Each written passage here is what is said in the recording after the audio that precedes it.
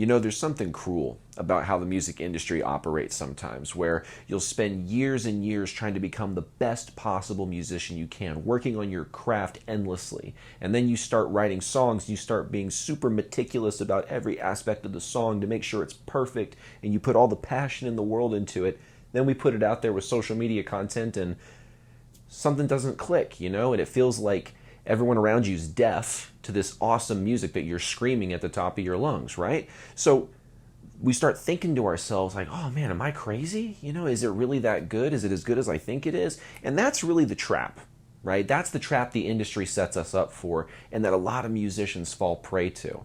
And today, I'm going to share with you why so many great musicians, ones that quote unquote would deserve success, don't get it, right? And I put deserve in quotes because when it comes down to it, if you ask me, no one really deserves success. We can't come into this business with an entitlement attitude.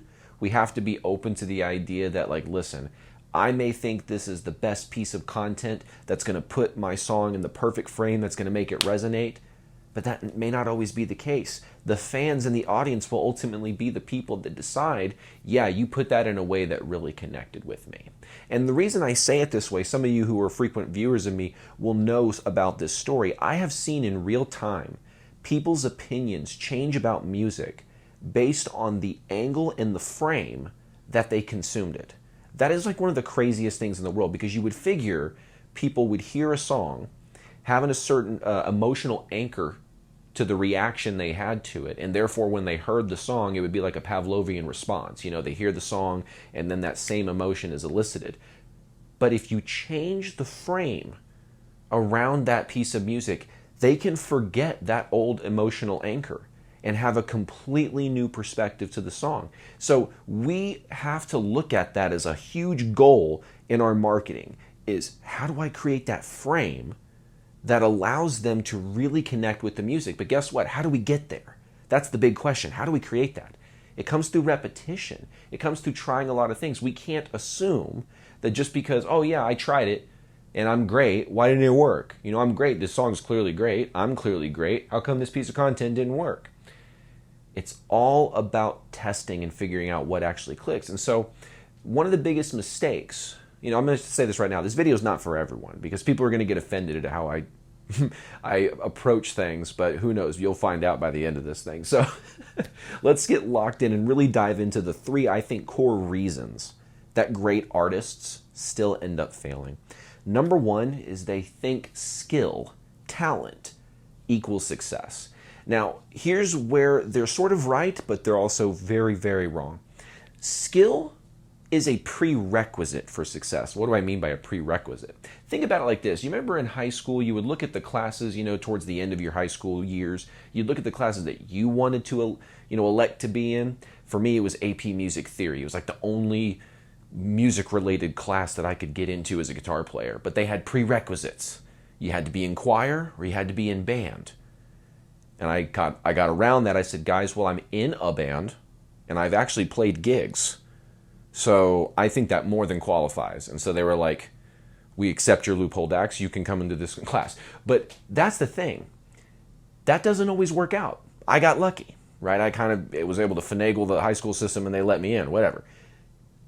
Prerequisite doesn't mean we always get in. That's the thing. Yes, to be successful, you need to be skilled at your craft. But just because you're skilled at your craft does not by default mean you will just be instantaneously successful, and then that's the end of the story. I think it's really the first chapter, right, or the first few chapters of our journey is the people that we become as we're developing our musical skill. Like, I remember who I was before I learned guitar, shy, timid kid. Then I learned how to master the guitar and play, you know, Steve Vai songs before I'm out of high school and stuff.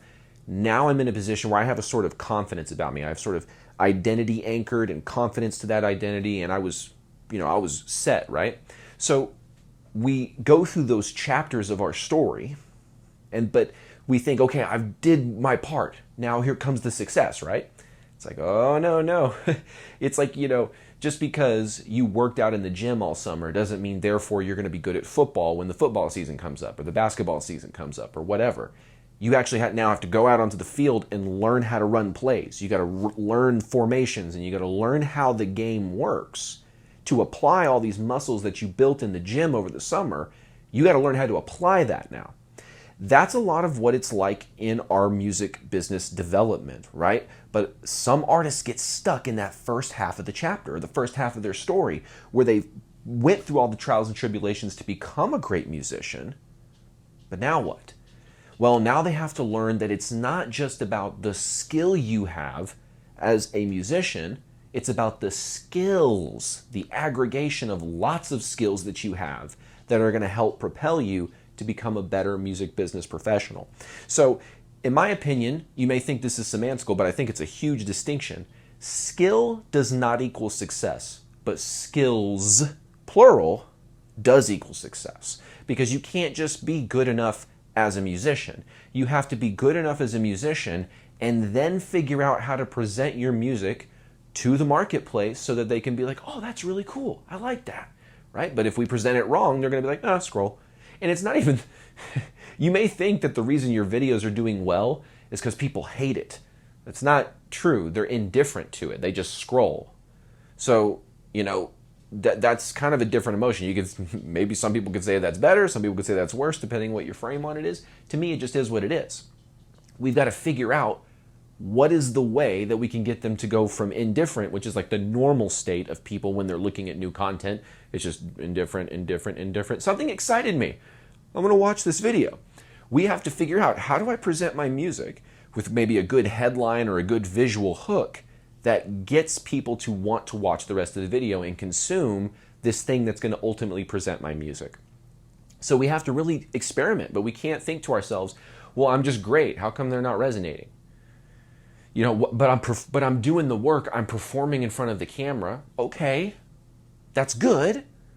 But maybe if it's not connecting on the first few tries, or maybe you've been doing this for a while, it's time to pivot. Time to try some new things, right? Maybe you got to try some different headlines. Maybe you're not using headlines at all. Maybe you're thinking the caption is a headline. I wouldn't make that mistake, right? That text in the, if you're just scrolling, it's very hard to read the captions when you're scrolling, right? But a big headline and bold, letters with a background that discerns it from the video. That's another mistake I've seen with a lot of headlines, which is if the visuals of the video don't have enough empty space for you just to put text there, they'll put text over a sort of busy background, and it makes it really hard to read the letters. And if there's any difficulty in reading your headlines, people are like, I'm off. And they'll just scroll, right? So I'd say make it very, very crystal clear, easy to read the text that becomes your headline or your hook text-wise to get people in there. I know when I say hook, people think like the melody hook, but that's not what I mean. I'm talking about the marketing hook, right? two different words, two different meanings for the same word. Now, here's the second thing.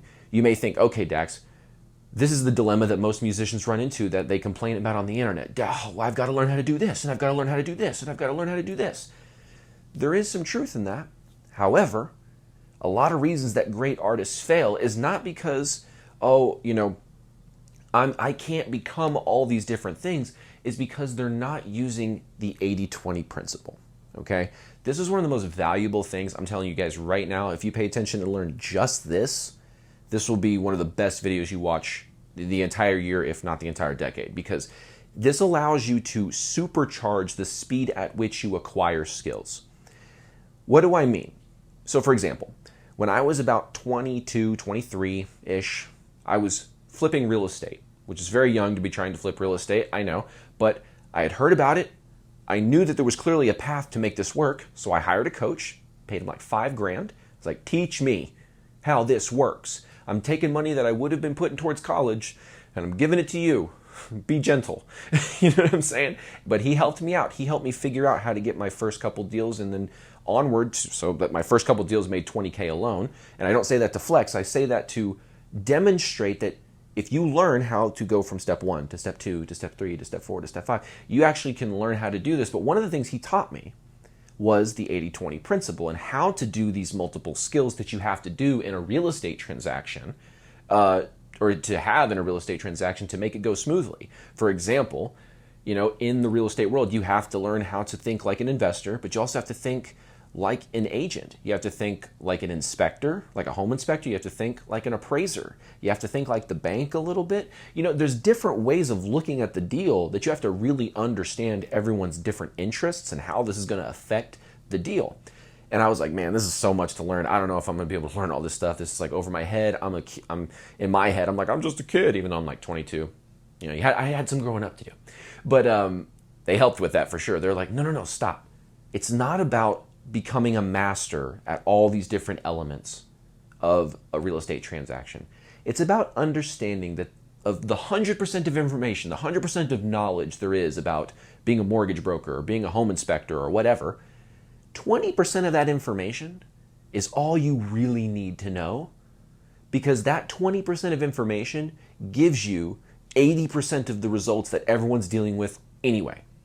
So I was like, wait a second. So I can learn things that seem complicated to me by just focusing really hard on learning that 20%. And if I can learn that 20% really well, I'm getting 80% of the results, because that's what think about music. It's an easy analogy that you'll understand. All of the music that's out there on, let's say, radio, Spotify, all that stuff, if you look at the chord progressions, there's probably 20% of all the chord progressions that exist. 20% of those account for 80% of the music you listen to. If you look at this of your favorite music artist, 20% of their catalog is 80% of your listens to that artist. This goes on and on and on. It's sort of a natural law, okay? So we have to understand that you can learn more than you think you can, but you have to be smart about it. Because what most great artists do is, because they were such perfectionists about their instruments, they were such, diehard and dedicated musicians, they're like, okay, well, I really want to be successful and I'm willing to do what it takes. So I'm going to dive in and learn how to become the greatest content editor of all time, right? I'm going to commit the same level that I did to my music to content creation. Even though they really don't sometimes externally express that, their perfectionism habits that they have in their music, which can sometimes be good, sometimes it's bad in music too, but mostly good, they're bringing it over here where it is absolutely bad and is going to hurt you, okay? So you have to look at it like, okay, I can learn just this handful of information about marketing, about sales, about other aspects of the business. We'll go into that here in just a second. But I can overcome this overwhelm because I'm not trying to learn 100% of this stuff. Think about it this way. The people who are experts, I'll use that, real estate example, the people who are experts in being mortgage brokers, to get that remaining 80% of information, that's the stuff they get after working in the business for 20 years. You know what I'm saying? They've just been around it for 2 decades or more. And so all the little tiny nuances, that 80% of information that only results in 20% of the outcome, they've figured all that out because they've spent over 10,000 hours with it. We don't need to do the 10,000 hour rule to all these skills. We need to do the enough hours to get some results approach, and that's really what the 80-20 principle helps us do. So avoid the perfectionism trap and start committing to the 80-20 principle to shortcut it. Now, Dax, you've set it up. What are the skills that I can use the 80-20 principle on? Okay, well, let's talk about it. First thing is marketing. Now, when we talk about marketing specifically, I want you to think about, because there's so many different levels of marketing, y'all. The easiest way to distill all the marketing that's out there is image-based branding versus intent-based branding.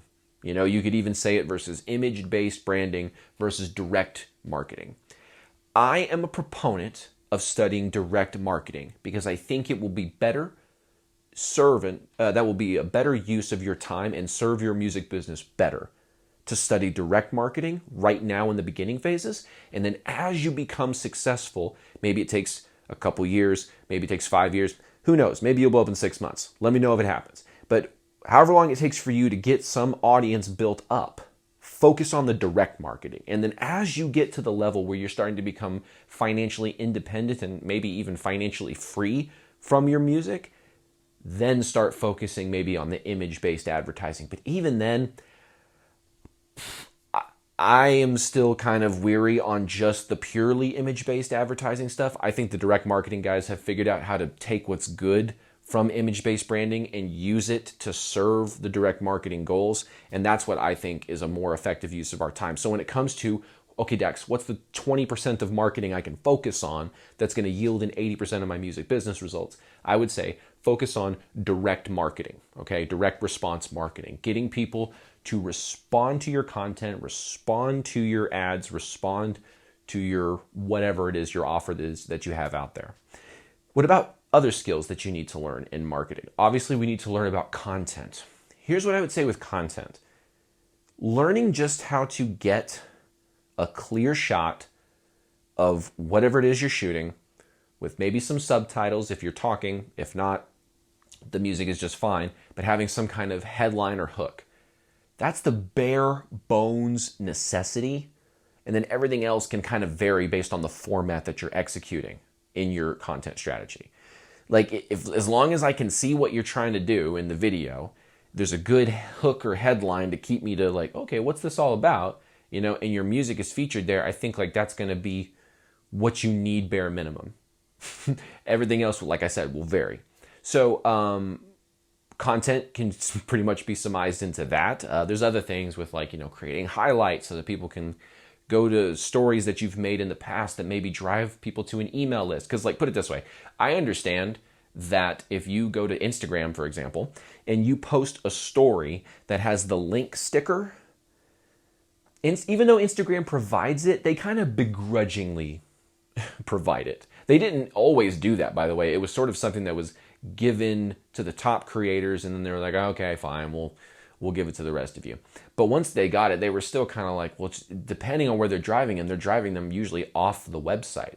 So they have this weird thing where it doesn't completely take you out of Instagram. You're like in a browser within Instagram. They're doing everything they can to keep you on the platform, basically, right? So what you can do, people think, oh, don't make those kind of posts because then Instagram will like knock the post and it won't get as much reach. Sure, that's what happens in the first 24 hours. But what I do is make some of those highlights on my profile. So let's say, for example, I have some shows coming up and I need to have a ticket link there.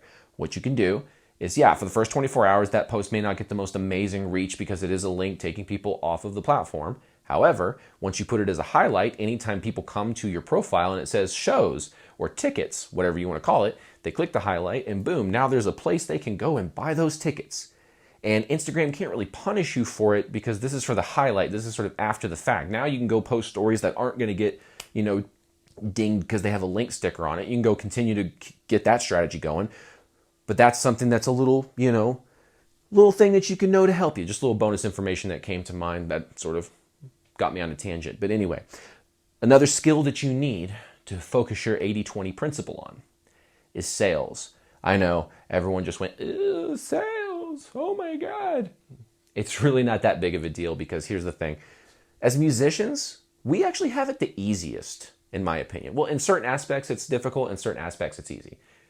Because it's easy in the idea of you're creating the bond through the music. Usually, like salespeople, they have to create a bond through talking to people, right? I was at my cousin's mattress store that he's a salesman at, and he's kind of the main salesman that works at this wing of a big corporation. They have a small store, so he just runs the whole thing basically as a salesman. And he had this conversation, you know, where he's building rapport with this old lady talking about furniture and stuff, and he has to build that friendship and connection all in this interaction. And that can go wrong if people do it the wrong way. You don't have to do that. You do that with music. Your music is the thing that warms people up to be like, oh, I already like this person. So people think that when I say or anybody else says, hey, musicians, you have to have a sales process and you have to learn how to sell things. They're like, I feel weird asking for people for money. Most likely, that's not the case. I know that sounds like presumptuous of me, but here's what it is. Sometimes we're afraid of asking people because we're afraid of the rejection and feeling like, oh, I asked them for their money and they told me no, I guess I'm a bad person. No, absolutely not. If you go to a restaurant and someone walks in and you're like, oh gosh, this is great. I'm glad they came into my restaurant. I've got like the best steaks in town. And they look around and they go, I don't like the wood around here. We're not buying anything. And they walk out. Does that mean you don't have the best steaks in town? Or does that mean that that was just a particular person who maybe wasn't into what you were doing? Probably the latter, right? So we get too offended. We think, oh, if I'm going to ask for money and they say no, that all of a sudden it's like this awkward thing. It's really not. They've forgotten about it as quickly as they've forgotten about the most recent piece of content that they saw. So don't get all wrapped up in those emotions. So when you think selling as a musician, don't think you're going to be like super hardcore pitching somebody. What you can do is sell through this sort of, by implication, subtle, borderline hypnotic kind of selling, where you're not really overtly selling things like, buy this crap right now, do it, or the world will explode. We're not doing that. We're doing things like, so listen, we just put this offer out, we've got this merch bundle, but we only printed 25 of these shirts. So once we hit 25, they're going to be totally sold out. So make sure to get yours. We just send it to the whole list. And we'll even be promoting it on social media to our X amount of followers here pretty soon. So be one of the first people to get this pre-order. No pressure, but they are going to be going quick. So you may want to pick it up now. Like that's a very subtle way of doing it. And I'm just doing this off the cuff. If we really sat there and could like architected an email or something, we could get a lot better with it. But the idea is you're not beating them over the head with it. You're providing pressure that's genuine, by the way. I'm using a scarcity play there, but it's genuine scarcity. If you have like for example, we only have a limited box of t-shirts for certain designs. So like once we sell out of those, we do not have any more. So we can say, hey, if we want to get rid of a batch of shirts, we can say, hey, we have this box here. It's full of X amount of shirts. There's only X amount left. Get them while supplies last. Get them now. There's a limited batch of them. However you want to phrase it, right? I'm just giving you a few different options. But either way, there's nothing weird about that because it's authentic. Now, if you had a print by demand store that you were sending them to where it was technically an unlimited supply and you were saying we're only taking 25 of these, you would have to maybe say like after 25 sales, we're taking the order page down, and you would have to be true to your word. Otherwise, you're a liar and you're a douche. Don't do that. So like you can be authentic, but you have to be truthful. You know what I'm saying? It's not weird to apply scarcity. It's weird to apply scarcity to something that has no scarcity, right? But that's only one angle of selling. That's one tiny little thing. And notice it's not very like, that's probably the most aggressive one. It's just because it's truthful and it actually applies genuine pressure to people that want to buy something that looks cool. Especially if you put some work in to make your designs look, relatively decent. Another way that we sell is on stage. People don't think about it like that, but we do sell on stage and really off stage. So you could say we sell at gigs. And that selling happens very, like I said, subtly, covertly while we're on stage. We say things like, this is a great night tonight. I wish I could just take a piece of this home tonight and remember it forever. This next song is called blah, blah, blah, blah. That's a little seed. So that when you say after the next song, so guys, we got some merch over there. If you want to pick that up, have something cool to remember the night by. I'm being real overt about it now because I'm saying the same phrase there, but you don't have to be. You see what I'm saying? I'm doing selling. I'm doing subtle selling techniques. But am I like, all right, Billy Mays here, guys. We got OxyClean over there by the thing. There's only $29.95, 4 payments of $13.95. No, whatever. You're not doing all that.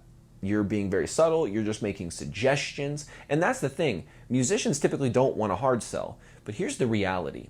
If you don't want a hard sell, that means you have to sell with suggestion. And that technically puts you into the territory of hypnotic sales. I know that sounds weird or somewhat. I told you this video is not for everybody. Some people are going to get uncomfortable at how I phrase these things. But that's just the truth of the matter. If you don't want to learn how to sell through overt pitching, which we're not really going to do on stage, that would turn off an audience anyway. We don't want to do that. Then that means you have to lean into the covert selling. You have to lean into the selling by suggestion, which, like I said, technically falls into hypnotic or NLP type selling.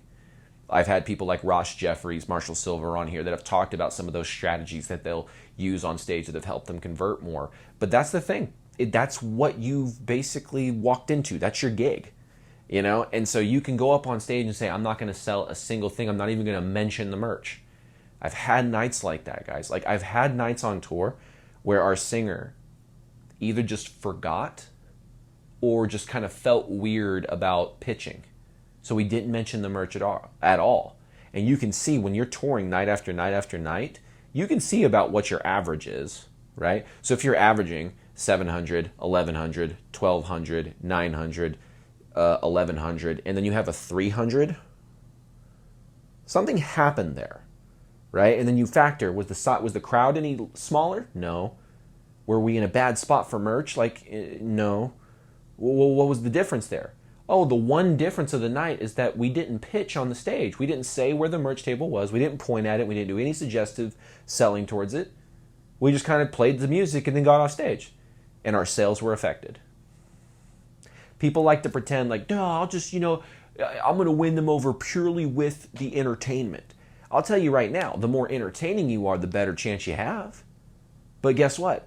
Even the most entertaining acts, the way that I've studied this, y'all, is I've not only studied how this applies in the music industry, but I started to see how this applied across every single industry. I started noticing how everyone from Freddie Mercury to the most recent singers like Johnny Hawkins from Nothing More or Brent Smith from Shinedown, I see they don't probably even know that they're doing it. They've just probably recognized that it works, and that's a pattern in their brain. Musicians are great at patterns. And they just see, oh, that's a pattern of language that works. When I say that, the crowd gets really riled up. Let me do that over and over and over again, right?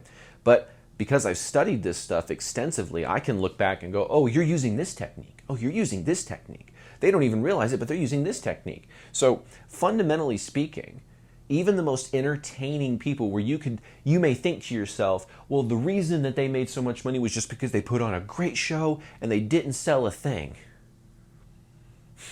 Even Rage Against the Machine uses some of these techniques.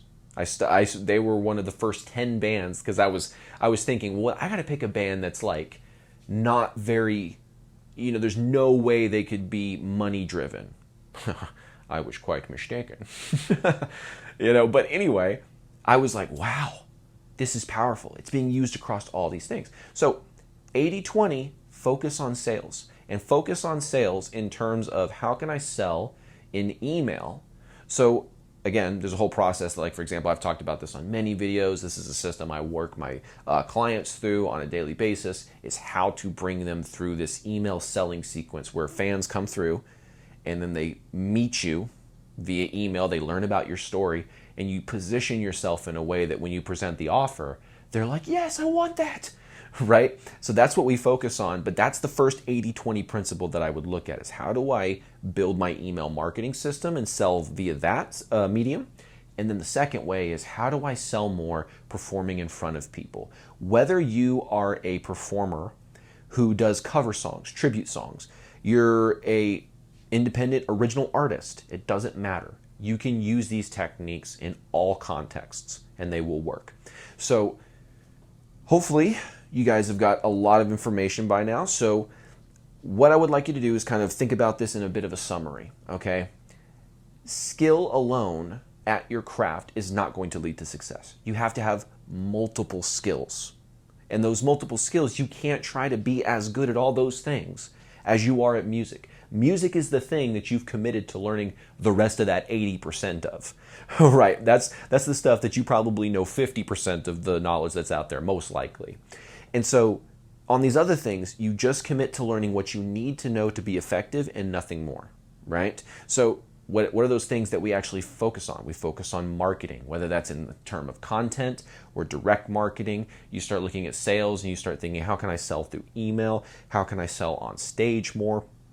And then those are really the main things. Maybe how can I sell on my website? Creating landing pages on your website and stuff like that. That might be something. To me, those skills that you utilize in email will transfer over to that a lot nicer than any other sales systems that you learn. But if you focus that information, guys, I promise it's going to revolutionize your music business, because you're actually going to be doing business things. For the first time in some of y'all's career, you're going to be focusing on what matters. I know for some of y'all, you're like, okay, I've dabbled in that, but now I know to go all in on it. Some of you are like, okay, I have never even touched that at all. And so now it's time to really dive in and start figuring out marketing and sales, because you figured out the songwriting, you figured out the whole musicianship part, but that's not the full game, right? There's a lot more to it, and those are the things that you would focus on to learn those other things. Hopefully you guys have gotten a ton of value from today's video. If you have, hit the subscribe button, the like button, leave a comment, all that good kind of YouTube-y stuff. Also, if you'd like some one-on-one help implementing those direct response marketing systems into your music business, click the link that's in the description to apply for a one-on-one call to see if we could actually help you out in your music business. All right, I'll see you guys on another video inside of Musicians Ignite. Take care.